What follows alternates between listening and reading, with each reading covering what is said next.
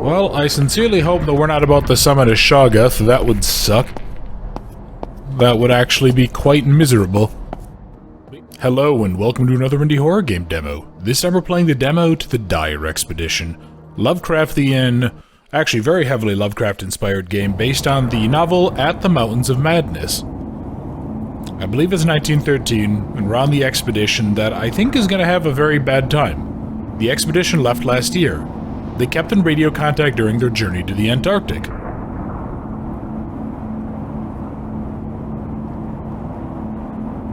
Also, I want to give massive props to these developers. So you can see this is kind of like a PS1 style game.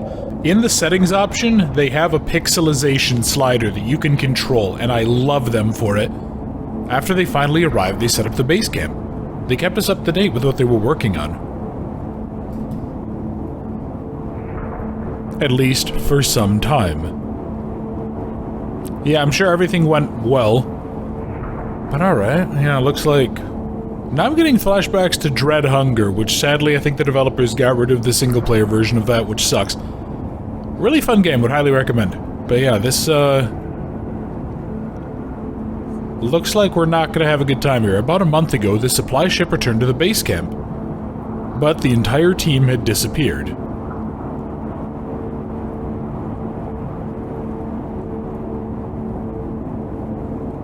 So I wonder what got them then. Is At the Mountains of Madness the ones with the giant penguins? I'm so poorly versed in Lovecraft. The university didn't want me to go. They said going to the Antarctic alone is practically suicide. I agree. Well, yeah, man, I would hard agree with that too. Like, going anywhere like this alone is a terrible idea. So why are you going then? Is this guy on a death wish?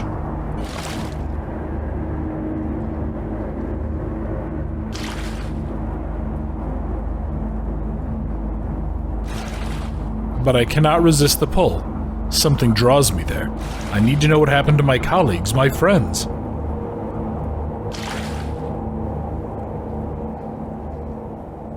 Alright, this guy's gonna be in for a bad time. But let's go ahead and see. Also, yeah, Next Fest is currently on, so if there are games... I'm gonna try to get these out, like, pretty much the day after I record them. So if there is stuff you guys want to go ahead and see, if there are demos and things, feel free to leave suggestions. I'm always happy to take a look. Yeah, and then there's gonna be some channel adjustment stuff going on. I'll talk about that in kind of at the start of July, but... Yeah, kind of already out the gate, really liking this, although your sensitivity is a little high, although there might be a slider for that in the game. Yeah, like, I mean, just, it's very, very sensitive. I mean, I'm moving my mouse, like, 1/8 of an inch, and I'm getting that much movement, which isn't bad, but... Yeah, okay. Read notes. January 4th, 1931. W. Dyer. My name is William Dyer, and I'm a professor of geology at the Miskatonic University, Massachusetts. Our mission in the Antarctic is to conduct several geological surveys and, soil properties permitting, archaeological digs on parts of the continent that haven't been explored by previous expeditions. After several grueling weeks at sea aboard the Arkham, we have finally reached our destination. Following the unloading of the expedition's cargo, the ship is to make the return trip to bring further supplies. Aside from the usual reports on our surveys, I will keep a diary and instruct several key members of the team to do the same.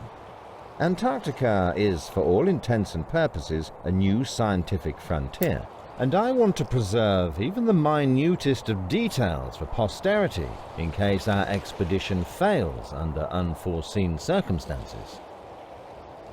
January the 10th, 1931. W. Dyer. We erected a rudimentary shack for the team with the supplies we brought. It should prove a better shelter than the number of tents we had to spend the last 6 nights in if we intend to stay for as long as we have planned, which is several weeks.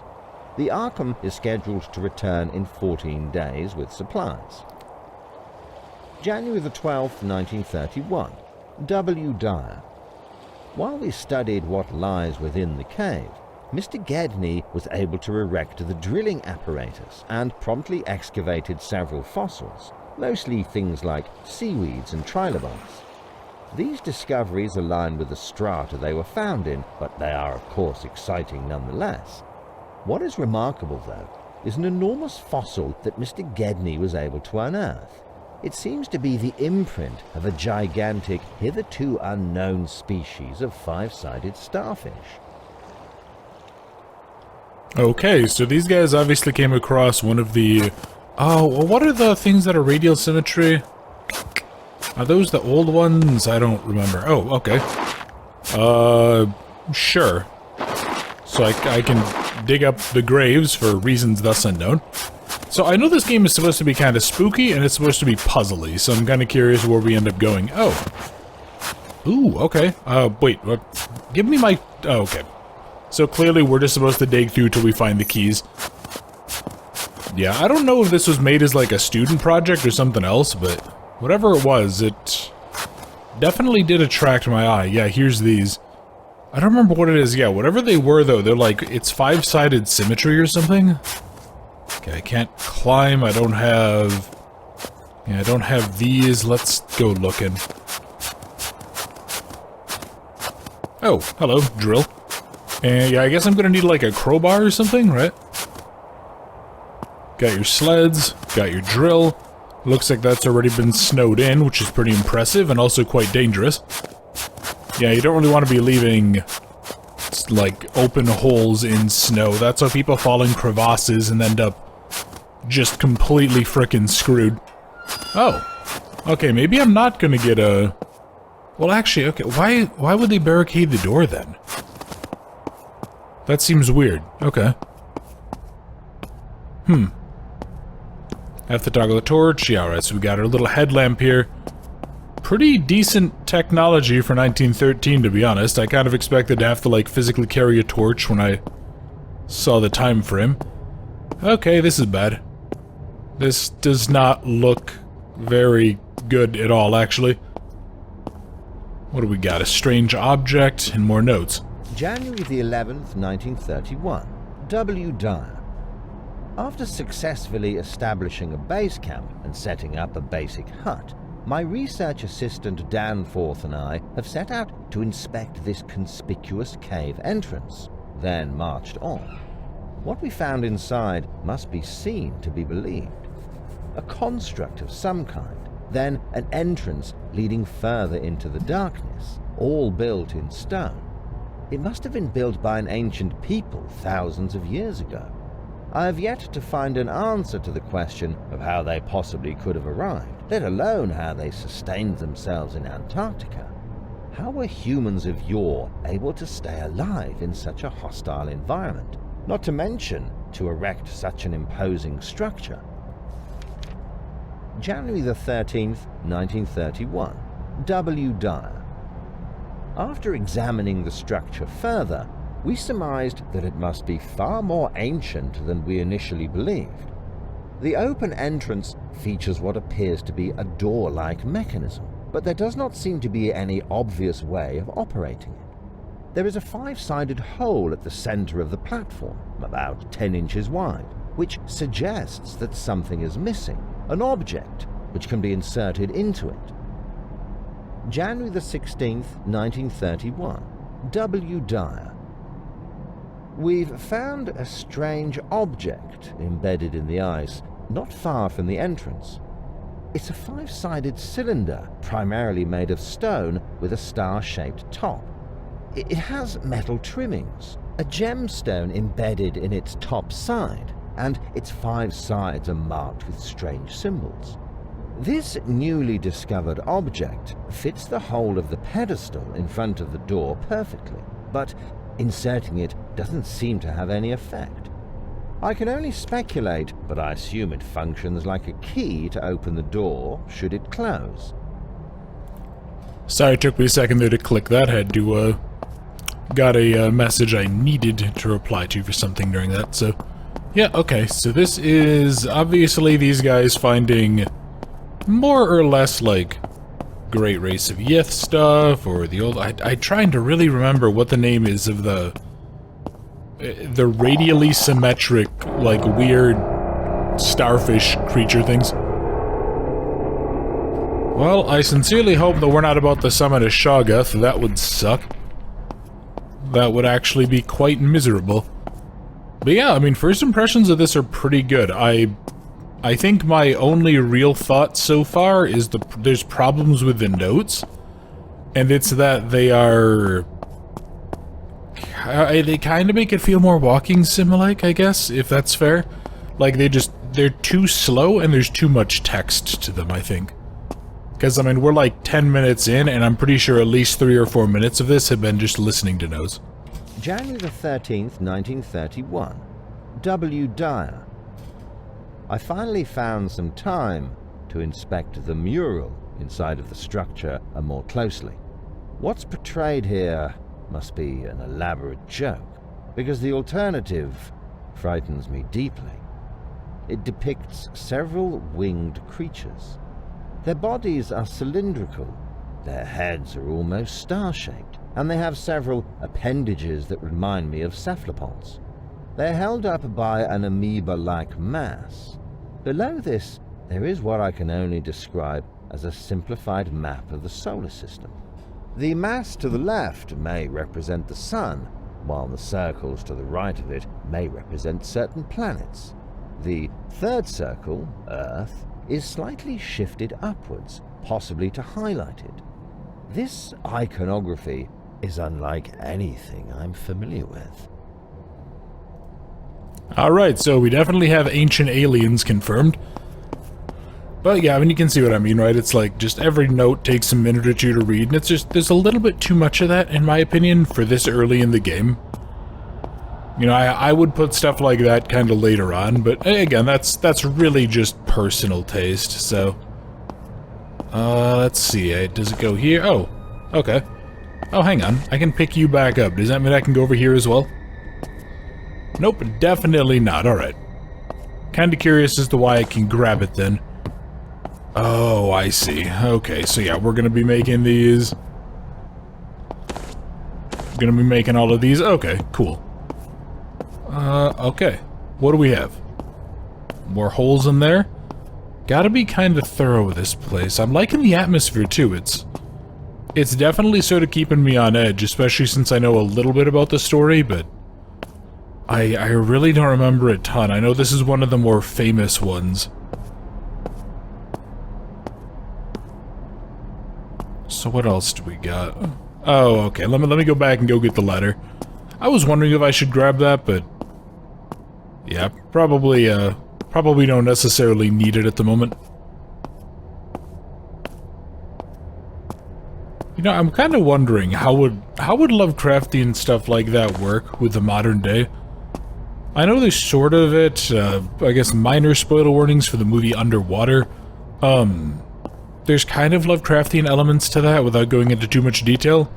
And like, that kind of worked, but at the same time it was, I don't know, maybe less spooky? It's, oh, okay, well there we go. I guess I shouldn't have eaten all those cakes and stuff on the way over. Yeah, I don't know, it's weird. Yeah, I wonder if it's just something about maybe our mindsets in the modern day. Our approach to... yeah, our approach to, like, the world and the universe and stuff. Yeah, it's weird. I know some people have talked about that, and I've heard some interesting discussions. So what do you...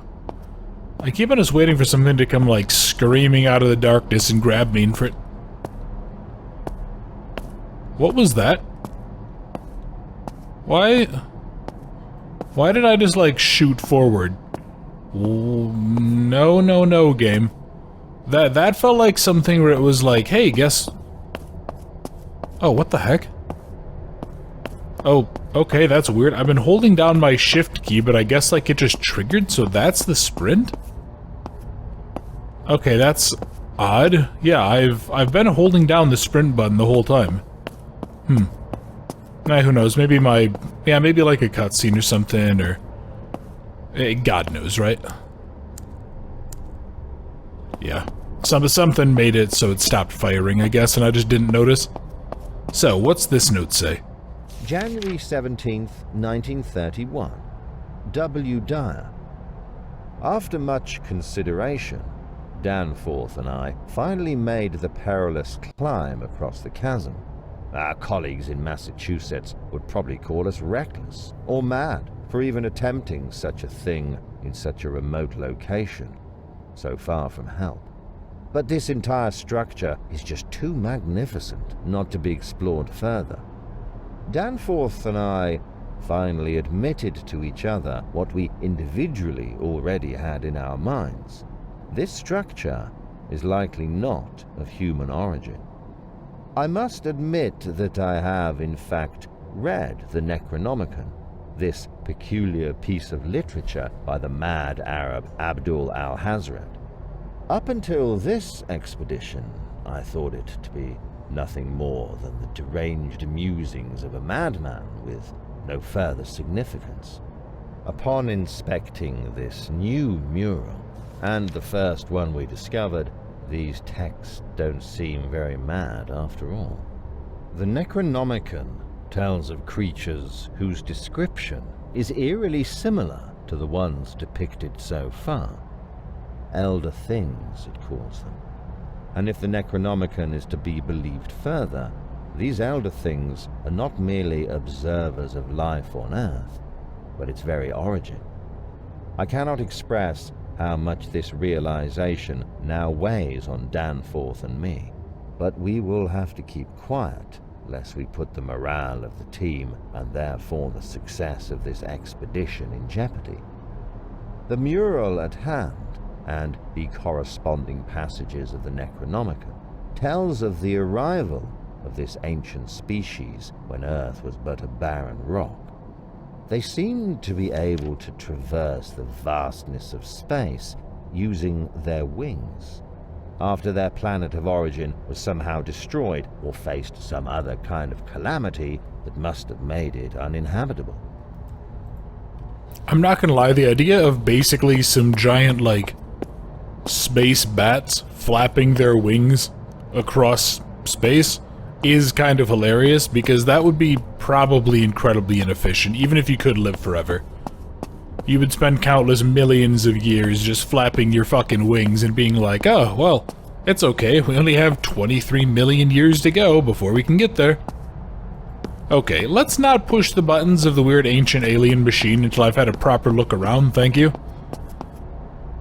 I don't like that stuff. Okay, let's see, what? Alright, so you're not gonna work. Okay, you're one. Alright, so obviously we're gonna have to do this as a trial and error thing. Okay, so it's 1, 2. What do we think? This one? Nope, of course not. Well, at the very least, it's pretty easy to do, right? So 2, 3. Let's do the fire one, maybe? God damn it, of course not. So, 1, 2... Come on. 3, 4, and maybe 5? Ooh, okay. I like the extra light, it was getting a little bit dark in here. And then this goes ahead and activates... Yeah, okay. I remember when seeing a DIY project, some guy built like a similar map, and it was on his kid's, I think the ceiling of his kid's bedroom. And I remember being like, that was actually kind of cool to see. And I think he custom built it for like a picture of the sky when the kid was born. Oh, okay, so there it goes. So that was the end of the demo of the Dyer Expedition. Was it what it was called? Yes, the Dyer Expedition, sorry. Yeah, okay, that's pretty interesting. I like the puzzle elements. It's a little bit spooky. All I'd say is tone down the writing, because that was like... I have about 19 minutes worth of recording here, and I would seriously bet at least 7 or 8 of that were just listening to audio. Which isn't bad, but like, I'd like to have maybe a little more to do. Maybe let us explore the earlier areas of the cabin, let us kind of go around, kind of like spice up the area visually. Because it was kind of bare bones. It was pretty dull to look at. So it might be nice if maybe there's more to do from the point of starting and then kind of more like Arctic stuff that kind of slowly leads into the whole underground temple thing buried in the ice, etc. But developers, nice job. Let me actually... My mouse has since disappeared. Okay, that's a problem. There we go. Just wanted to quick pull up the credits here for them. Monkeys with Jobs. You guys are doing pretty good. I'm going to keep an eye on this one, and I have very high hopes for this game. I hope it turns out to be great. So yeah, nice work guys, a very good job, and I'm going to keep an eye out and see when this comes out. And for everyone else, thank you guys very much for watching the demo of the Dyer Expedition. I hope you enjoyed, and I look forward to seeing you in another video very soon.